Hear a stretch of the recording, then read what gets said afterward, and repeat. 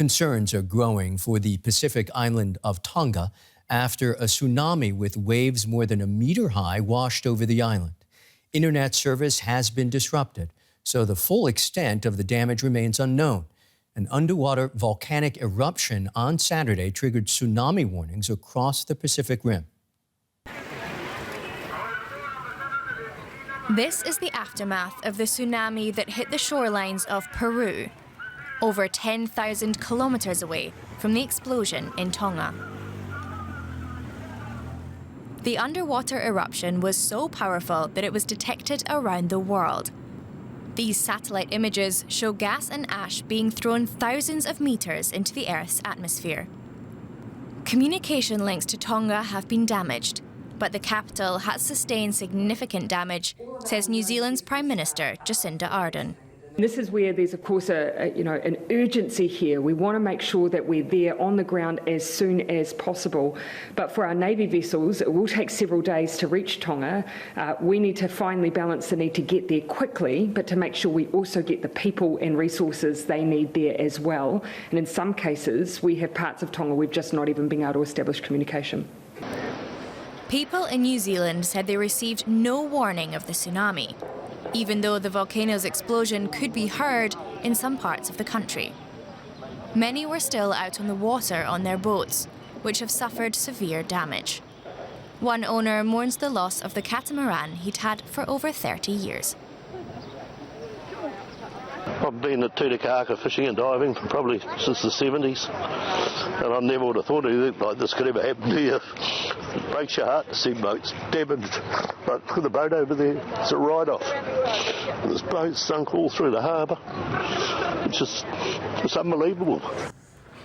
Japan was also put on high alert. Thousands evacuated their homes, coming to shelters like this in order to stay safe. I heard the tsunami would be as high as a meter, but we really don't know how high it could reach. I thought it would be best to evacuate, so I came here. These fishermen assessed the damage. Scenes echoed on coastlines across the Pacific region. For more, I am joined now by Shane Cronin, volcanologist at the University of Auckland. Professor Cronin, thanks for being with us. How would you describe the eruption that caused the tsunami in Tonga? Yeah, it was a remarkable eruption. It was extremely explosive. We're sort of thinking it's one of the most explosive eruptions in the 21st century at the moment. It produced an ash column that went 30 kilometres high in the air, and within 30 minutes of the onset of the eruption, the actual eruption column viewed from the top was over 350 kilometres wide. So extremely rapid rise and lateral expansion. And the eruption column produced a pressure wave that travelled around the world, found across all of the world, including sites in the UK and Finland.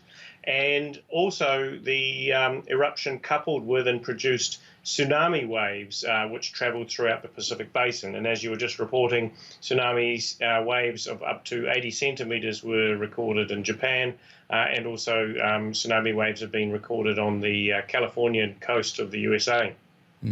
Remarkable would seem an understatement. The U.S. and Japan have advised people on their Pacific coastlines to get away from the shore. Do you think there will be more eruptions and potentially more tsunamis? So we've done some geological work on this volcano, and we've seen past eruptions of this type. These very large ones at this volcano, Hunga volcano, happen about once every 900 years. But they seem to have a series of events, and so this may be the first in a series of eruptions.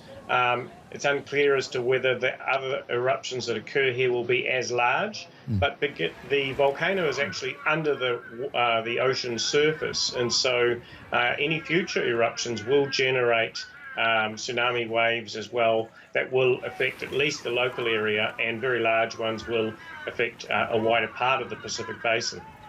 Professor, what kind of damage do you expect to see in Tonga? So far, what we've seen has been tsunami damage, and most of what we've seen has been from Tonga Tapu, the main inhabited island of Tonga, where the capital Nuku'alofa is. What we're concerned about is some of the low-lying islands, which are actually very close to Hungahapai, Nomuka, and the islands of the Hapai group. These islands have potentially a lot of low-lying areas that were affected by tsunami waves, and so those are the kinds of concerns we have. Also ashfall. So at the moment, the ashfall that has gone on to Tonga Tapu hasn't been that large yet, but the eruption column actually spread in a way that it probably would have put more ash onto the central part of the Tongan island group. So that's what we're waiting to find out now as to what kinds of impacts there have been, what kind of help people need. This may not be over yet. That's Shane Cronin, volcanologist at the University of Auckland. Many thanks, sir. Thank you.